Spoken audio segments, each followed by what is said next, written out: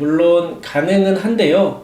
그래도 법인 설립 등기에 앞서서 미리 본점을 정하고 또 본점 주소지에 임대차 계약을 체결하는 것이 안전합니다.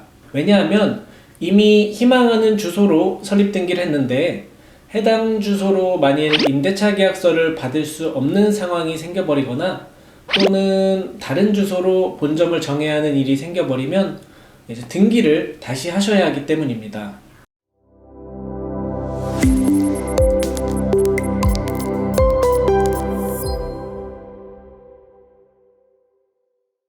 안녕하세요. 더 스마트 법인 등기의 등기 도우미 한승진 변호사입니다. 오늘은 많은 분들이 헷갈려 하시는 질문, 법인 설립 등기할 때 임대차 계약서가 꼭 필요할까? 그리고 설립 전 임대차 계약서는 어떻게 작성해야 하나? 이 두 가지를 한 번에 정리해 드리려고 합니다.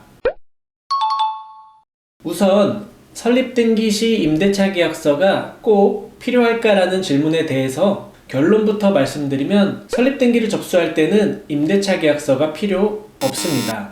이 말이 무슨 의미인지 자세히 알아볼까요? 설립 등기 시에는 대표님이 설정한 본점 주소를 등기 신청서에 기재합니다. 예를 들어서 서울 서초구 서초중앙로 118번지 카이스빌딩 9층을 본점 주소로 하신다고 하면 등기 신청서와 등기 서류에 카이스빌딩 9층을 나의 법인의 본점 주소로 기재해서 신청하시면 됩니다.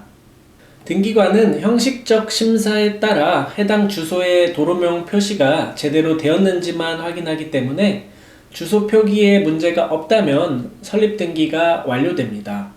다시 말해 설립 등기 신청 시 임대차 계약서를 첨부하지 않아도 문제없이 설립 등기가 가능합니다. 지금까지 말씀드린 내용으로 보자면 이제 설립 등기가 급하신 분들은 임대차 계약서 체결이나 작성 없이도 먼저 설립 등기부터 해도 괜찮다고 생각하시는 분들이 계실 텐데요. 예, 맞습니다.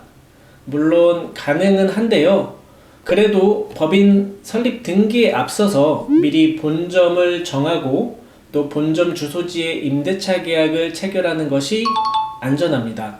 왜냐하면 이미 희망하는 주소로 설립 등기를 했는데 해당 주소로 만일 임대차 계약서를 받을 수 없는 상황이 생겨버리거나 또는 다른 주소로 본점을 정해야 하는 일이 생겨버리면 이제 등기를 다시 하셔야 하기 때문입니다. 자, 그럼 임대차 계약서 작성은 어떻게 해야 할까요?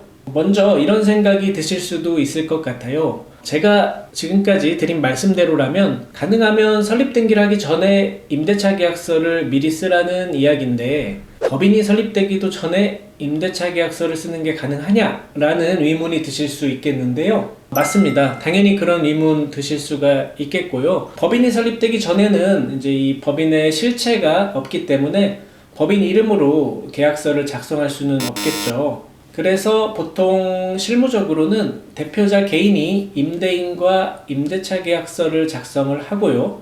그리고 나서 구두로 특약사항이나 법인 설립 등기가 완료될 시에 임차인을 법인으로 수정하거나 또는 임대차 계약서를 다시 작성하기로 하는 특약사항을 넣습니다.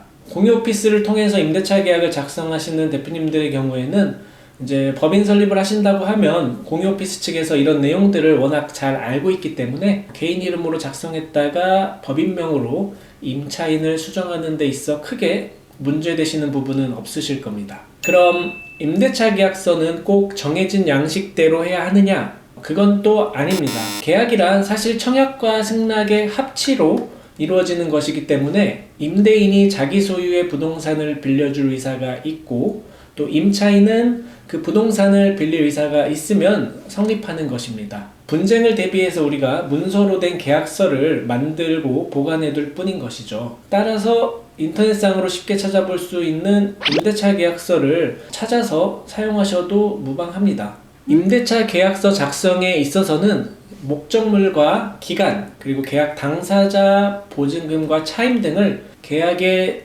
중요한 사항이라고 볼 수 있는데요. 이러한 내용들이 계약서에 들어가면 유효한 임대차 계약이라고 볼 수 있습니다. 특약사항에 기재하는 내용들은 향후 분쟁이 있을 때를 대비해서 미리 정해놓는 규정들이라고 생각하시면 되겠습니다.